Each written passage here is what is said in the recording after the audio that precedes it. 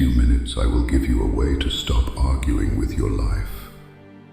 Not motivation, not comfort, a method, a way to turn frustration into strength, loss into direction, and chaos into power. If you listen carefully, you will leave this place with something usable, something you can apply the next time life resists you. Stay. This will change how you interpret everything that happens to you. You believe life should obey you. You craft your plans. You build your little house of order. And life laughs. A storm comes. A wall collapses. A dream dies. The universe is deaf to your complaints. It was always deaf. I see it in you. That spasm of outrage, that childish need to sue fate for breach of promise, to demand a refund for suffering. Good, that feeling is your coal. But if you let it burn only to warm your self-pity, you will remain small. The creature that adapts, survives. The creature that wills, dominates. You must become the earthquake, not the house. You must learn the ultimate affirmation, not to endure, not to accept, to love. Amor Fati, the love of your fate, all of it. The Greeks knew a shadow of it. The Stoics called it discipline. Do not ask events to happen as you wish, they chirped.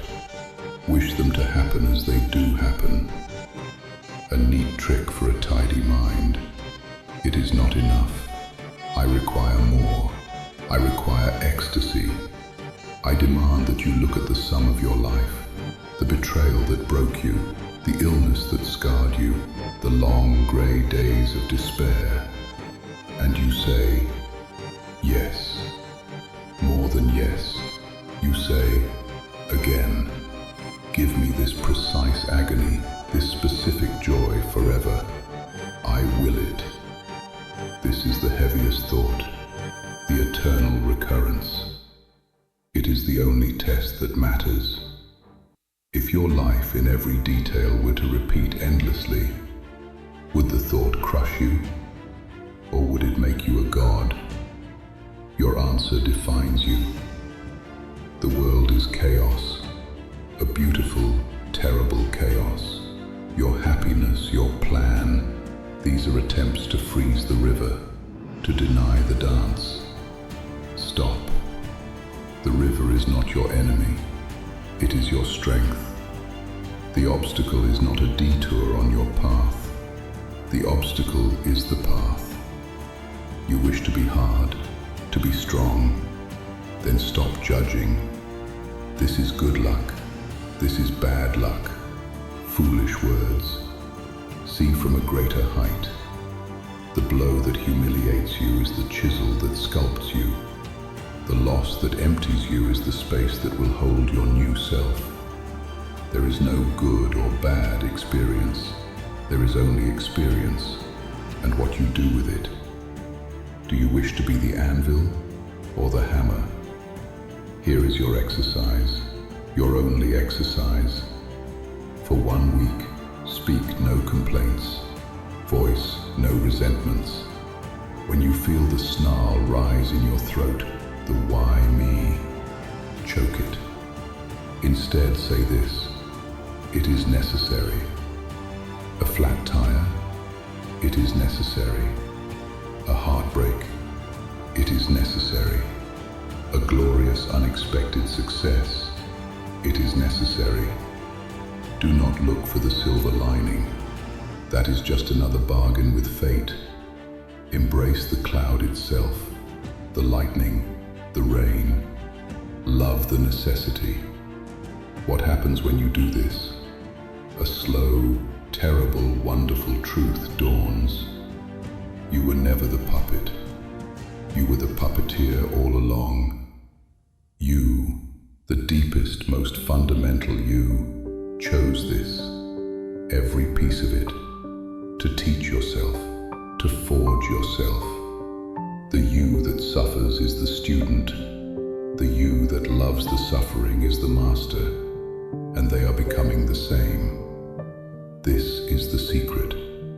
When you love what is, you are not bowing to reality, at last commanding it, because you have willed it. So, I ask you again, can you love your demon? Can you kiss the hand that strikes you? Not later, not once you see the reason. Now, in the heart of the storm, that is how you cease to be a victim of chaos. That is how you become the chaos. I told you to love your fate. Many people hear that and misunderstand it immediately. They think Amor Fati means smiling through misery. They think it means pretending pain is pleasant. They think it means lying to yourself.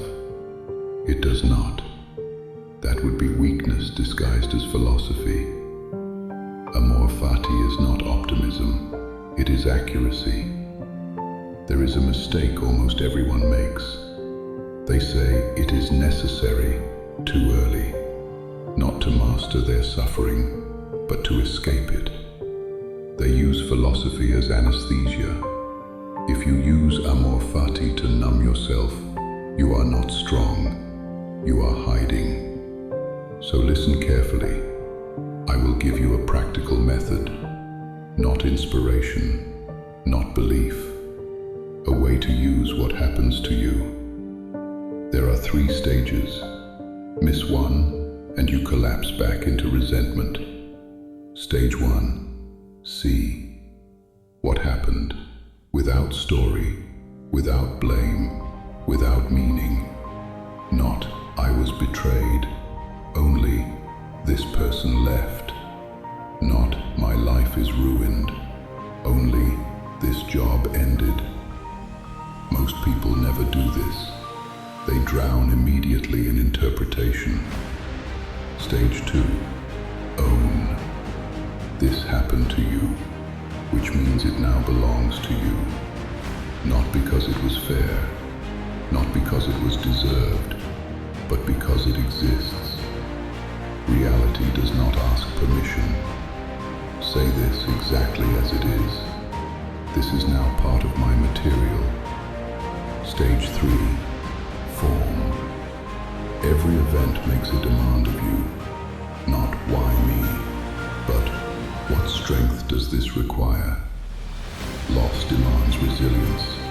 Humiliation demands precision. Chaos demands vision. Your task is not to judge the event. Your task is to become equal to it. Let me make this concrete. 2 people lose their job. Same event, same day. The first asks, how could this happen to me? What did I do wrong? Who is to blame? He becomes smaller. The second asks, what part of me was too comfortable? What skill must now be sharpened? What freedom has appeared? She becomes dangerous. The event did not decide this. Their interpretation did. Here is what few people admit. Most people do not want freedom. They want innocence. They want to suffer as long as someone else is responsible. Amor Fati removes that luxury. When you love what happens, you give up the right to self-pity. Forever. This is why Amor Fati feels violent at first. It kills the part of you that feeds on complaint. And what remains is someone who can act. Do not confuse this with passivity. Loving fate does not mean doing nothing. It means acting without resentment. You fight, you build, you leave, you create, without demanding that reality apologize first. In the next part, I will show you why most people secretly prefer suffering to power, and why giving up blame feels like death to the unprepared. Until then, remember this. What happens to you is raw material. What you become is your responsibility.